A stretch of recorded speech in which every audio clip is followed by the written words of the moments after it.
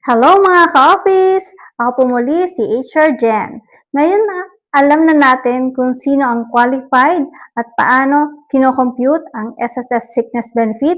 Pag-usapan naman natin ang requirements at step-by-step ng pag-file ng claim. Kung ikaw ay empleyado, ito ang dapat mong gawin.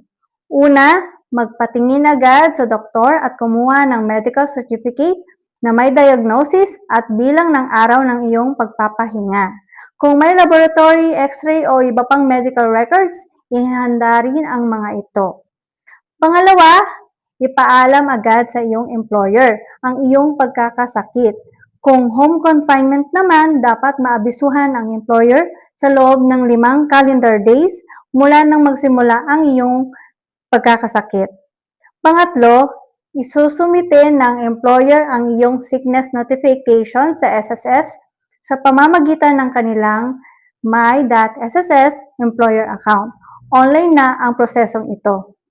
Pang-apat, kapag naaprubahan ng claim at naibigay ng employer ang advance payment, maaaring kailanganin mong kumpirmahin ang pagtanggap nito sa pamamagitan ng iyong my.sss account o sa link na ipapadala ng SSS sa iyong email.